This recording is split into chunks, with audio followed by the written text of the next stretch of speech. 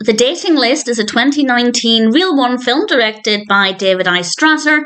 This is written by Kelly Peters and Amy Catherine Taylor. And we have a cast including Natalie Dreyfuss as Abby and Andrew Dunbar as Dan. I didn't mind it. There's nothing wrong with it necessarily. I didn't love the narrative. I found it to be a little bit dull. And Abby as a protagonist, I didn't love either. Again, I didn't hate her. There's nothing necessarily wrong with her. I just never really connected with the character. So for me, this was a pretty average experience, which I guess is fair enough because I love Real One films and many of them are amazing. So to have one that's, in my opinion, average, every now and then, I can deal with it. Abby's boss has asked her to look through all of these potential dates to help her find her perfect man. And in exchange, Abby will get some career advancement out of this. So, of course, she agrees to do this.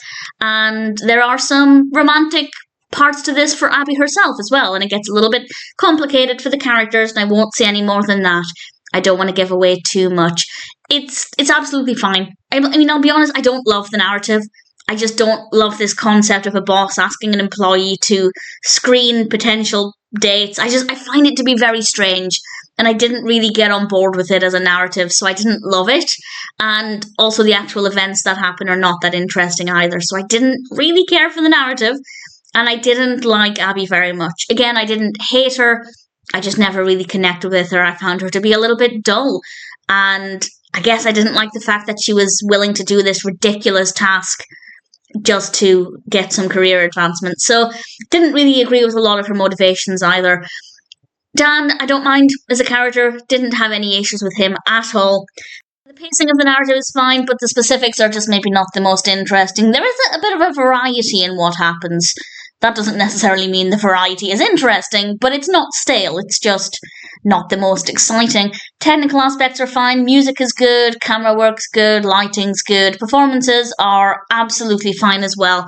I think for me, the main issue is just, well, primarily it's boring, and I don't really like the concept. And it's unusual for me to not like the concept in a Real One film. They're usually pretty straightforward, to be fair. So this one just didn't work well for me. Didn't like the concept, didn't care for the execution, but it wasn't a terrible experience. I wasn't bored, I didn't hate it. Just compared to other Real One films, I didn't get anything out of it. So to sum up, The Dating List is not a narrative with which I agree.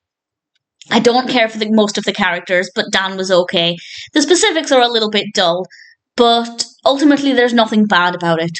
It's just not very good. At least for me, I didn't love it. If you're a fan of Real One in general, then sure, check it out. You might enjoy bits of it more than I did, but personally, it's a bit of a weak link when it comes to Real One films. I didn't really care for it.